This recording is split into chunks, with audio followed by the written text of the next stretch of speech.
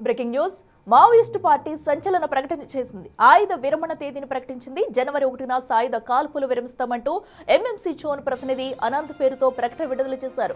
ఒక్కొక్కరుగా లొంగిపోయే బదులు అంతా కలిసి లొంగిపోతామని లేఖలో పేర్కొన్నారు. కమ్యూనికేషన్ కోసం ఓపెన్ ఫ్రీక్వెన్సీ నెంబర్ కూడా విడుదల చేశారు. అయితే అధిక ప్రాధాన్యతనిచ్చే సర్కారుతో వెళ్తామని మావోయిస్టులు చెబుతున్నారు. కాగా ఇప్పటికే అగ్రనేతలు మల్లోచిల ఆసన్న లొంగిపోయారు. అటు హిడ్మా ఎన్కౌంటర్ తో మావోయిస్టు పార్టీ మరింత బలహీనమైంది. దీంతో కేంద్ర కమిటీ సూచన అందరూ లొంగిపోవాలని నిర్ణయించుకున్నారు.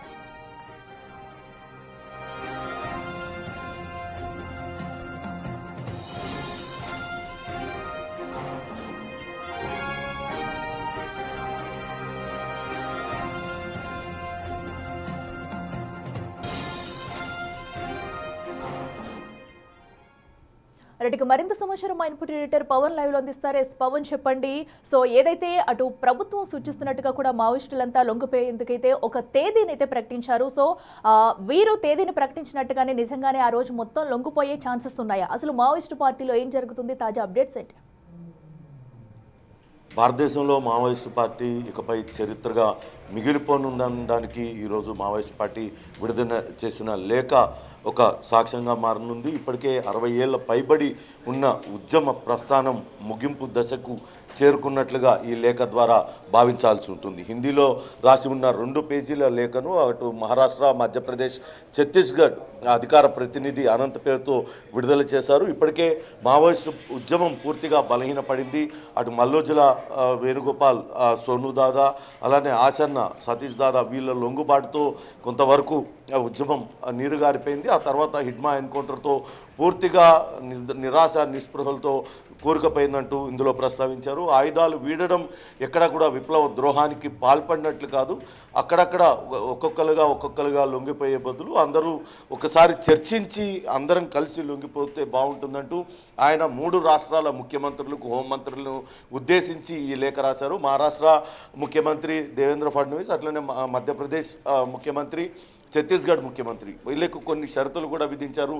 జనవరి 1వ తారీఖున తామంతా కూడా ఆయా ముఖ్యమంత్రుల సమక్షంలో ఆయుధాలన్నీ కూడా అప్పగించి లొంగిపోతామంటూ ఆయన ఈ లేఖలో పేర్కొన్నారు. అయితే ఈ 3 రాష్ట్రాల్లో ఏ రాష్ట్రం అయితే అధిక ప్రాధాన్యత ఇస్తుందో, తమ డిమాండ్లకు ప్రాధాన్యత ఇస్తుందో, తమకు పునరావాసం కల్పించడంలో మంచి ప్యాకేజీలు ఇస్తుందో వాళ్ళ వైపు మొగ్గు చూపుతామంటూ ఆయన ఈ లేఖలో పేర్కొన్నారు. అంతేకాకుండా దీనిపైన పార్టీలో అంతర్గతంగా చర్చ జరగాల్సిన అవసరం ఉంది. కాబట్టి బఫెంగ్ అనే ఒక దానికి సంబంధించిన ఓపెన్ ఫ్రీక్వెన్సీని ఇచ్చారు. బహుశా ఇది వీళ్ళు వాడే రేడియో ఫ్రీక్వెన్సీ అయి ఉంటుంది. దీనిపైన ప్రతిరోజు కూడా 11 నుంచి 11 ప్రతిరోజు ఉదయం 11 గంటల నుంచి 11:15 వరకు 15 నిమిషాల వరకు చర్చించండి. అలానే సాయంత్రం పూట్ల కూడా చర్చించిన తర్వాత అందరం కలిసి ఒక నిర్ణయం తీసుకుందాం.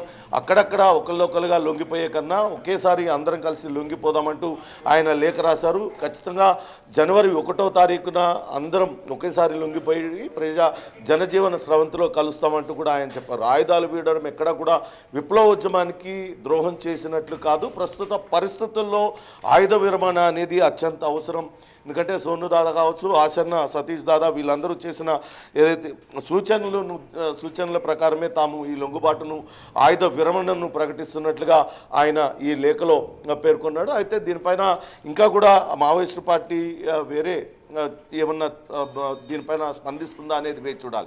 గతంలో అటు బీహార్ అటుపక్క నుంచి కొంతమంది మావోయిస్టు నాయకులు స్పందించారు. దీనిపైన మావోయిస్టులు లొంగుబాటును తప్పుపడుతూ ఉన్నారు. చివరి క్షణం వరకు పోరాడాల్సిందేనంటూ నిన్న మొన్న కూడా ఒక లేఖను అసలు సెంట్రల్ కమిటీ పేరుతో విడుదల చేసిన పరిస్థితిని మనం చూస్తున్నాం. కాబట్టి ఈ లేఖపైన ఇప్పుడు అనంత్ పేరుతో విడుదల చేసిన, ఎంఎంసీ ఏరియా పేరుతో విడుదల చేసిన ఈ లేఖపైన మావోయిస్టు పార్టీ ఎటువంటి ప్రకటన చేస్తుందనేది వేచి చూడాలి. కానీ ఇప్పుడు మాత్రం అటు మావోయిస్టు పార్టీలో ఉన్న అగ్రనేతలందరూ కూడా లొంగుబాటు వైపే మొగ్గు చూపుతూ ఉన్నారు. ఇప్పటికే దేవ్జీ అలియాస్ తిప్పిరి తిరుపతి కూడా మావోయిస్టు పోలీసుల అదుపులోనే ఉన్నాడంటూ నిన్న మావోయిస్టు పార్టీ సంచలన ఆరోపణలు కూడా చేస్తుంది. వాస్తవానికి ఇప్పటికే తిప్పిరి తిరుపతి ఆయన ఆచూకీ పైన అనేక రకాల అనుమానాలు వ్యక్తం అవుతున్నాయి. మొన్న విజయవాడలో పోలీసులు దాడి చేసి అనేక మంది మావోయిస్టులు పట్టుకున్నారు. ఆ సమయంలోనే దేవ్జీ అలియాస్ తిప్పిరి తిరుపతిని కూడా అదుపులోకి తీసుకున్నారంటూ పెద్ద ఎత్తున వార్తలు వచ్చాయి. కానీ పోలీసులు దాన్ని ఖండించారు. అటు హైకోర్టులో కూడా హెబియస్ కార్పస్ పిటిషన్ దాఖలు చేశారు. హెబియస్ కార్పస్ పిటిషన్ పైన విచారించిన హైకోర్టుకు కూడా పోలీసులు అటు దేవ్జీ తమ అదుపులో లేడంటూ చెప్పిన పరిస్థితిని మనం చూస్తున్నాం. ఈ నేపథ్యంలోనే ఇప్పుడు మావోయిస్ట్ పార్టీకి సంబంధించి 3 రాష్ట్రాలకు అధికార ప్రతినిధిగా ఉన్న అనంత్ ఈ ప్రకటన చేయడం, దాంతో జనవరి 1వ తారీఖున ఈ 3 రాష్ట్రాలు ఏ ముఖ్యమంత్రి ముందుగా స్పందించి తమకు అధిక ప్రాధాన్యత ఇస్తే వారి సమక్షంలో ఆయుధాలన్నింటినీ అప్పగించి లొంగిపోయి జనజీవన స్రవంతిలో కలుస్తామంటూ చేసిన ప్రకటన ప్రస్తుతం అయితే ప్రకంపనలు రేపుతుంది. దాదాపుగా 60 ఏళ్ళు పైబడ్డ మావోయిస్టు పార్టీ ఉద్యమ ప్రస్థానం ఇక ముగింపు దశకు వచ్చినట్లేనని పరిశీలకులు కూడా భావిస్తున్న పరిస్థితి అయితే ఉంది. కానీ కొంతమంది మాత్రం ఇది కావాలని భద్రతా దళాలు అటు మావోయిస్టు పార్టీలో గందరగోళం సృష్టించడానికి ఇటువంటి లేఖలు సృష్టిస్తున్నారంటూ ఆరోపణలు చేస్తున్నారు. కానీ ఈ లేఖ చూసినట్లయితే ఖచ్చితంగా ఇది మావోయిస్టు పార్టీ భాషగానే ఇది భావించాల్సి ఉంటుంది.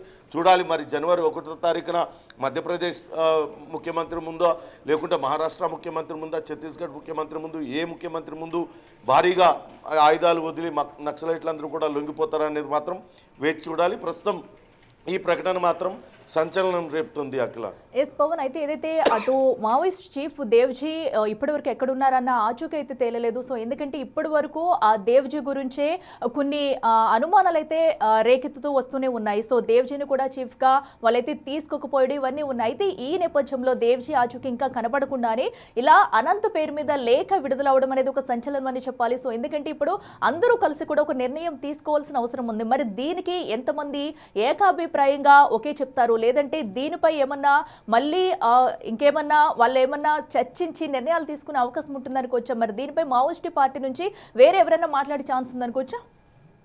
వేణుగోపాల్ అలియా సోను దాదా మొదటగా ఒక లేఖ రాశారు. ఈ లేఖ పైన భిన్నాభిప్రాయాలు వ్యక్తమైనాయి.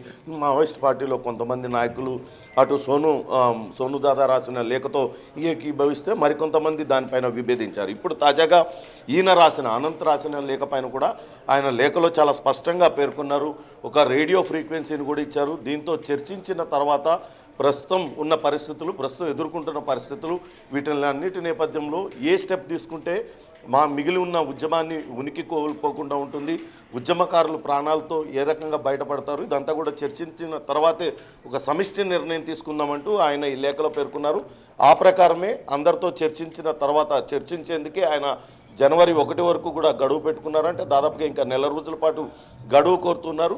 ఈ నెల రోజుల్లో ఎక్కడ కూడా పీపుల్స్ వారోత్సవాలు నిర్వహించబోము, దళాల కదలిక కూడా ఉండదంటూ కూడా ఆయన లేఖలో పేర్కొన్నారు. కాబట్టి ఖచ్చితంగా దీనిపైన చర్చ జరిగిన తర్వాత అందరూ కలిసి సమిష్టిగా ఒక నిర్ణయం తీసుకునే అవకాశం కనపడుతుంది. మరోపక్క దేవ్జీ లొంగుబాటు పైన కూడా పెద్ద ఎత్తున వార్తలు వినపడుతూ ఉన్నాయి. దేవ్జీ కూడా త్వరలోనే తెలంగాణ పోలీసులు ఎదుట లొంగుబాటుకు సిద్ధమవుతున్నారు. ఇప్పటికే ఆయన ఎస్ఐబి అధికారుల నిఘాలోనే ఆయన ఉన్నారు. ఆయన తెలంగాణ పోలీసులు ఆయన లొంగుబాటుకు గ్రీన్ సిగ్నల్ ఇచ్చారనే వార్తలు వస్తున్న నేపథ్యంలో చూడాలి మరి జనవరి 1 వరకు ఆగుతారా. ఈలోపే దేవ్జీ లొంగిపోతే ఆయనే ఇప్పుడు కార్యదర్శిగా ఉన్నారు కాబట్టి ఆయన లొంగిపోయిన తర్వాత ఇంకా మావోయిస్టు పార్టీ పూర్తిగా నిర్వీర్యం అయిపోతుంది. కాబట్టి వీళ్ళందరూ కూడా వెంటనే లొంగిపోవాల్సిన పరిస్థితి ఉంటుంది. దాంతోనే ఈ లొంగుబాట్లన్నీ కూడా జరుగుతున్నాయని భావించాల్సి ఉంటుంది. ప్రస్తుతానికైతే అనంత్ లేఖ మాత్రం పూర్తి స్థాయిలో మావోయిస్టు పార్టీలో ఉన్న అగ్రనేతలందరూ కూడా లొంగుబాటు వైపే మొగ్గు చూపుతున్నారనే విషయాన్ని అయితే స్పష్టం చేస్తుంది. అఖిల, రైట్ పవన్, థ్యాంక్ యూ.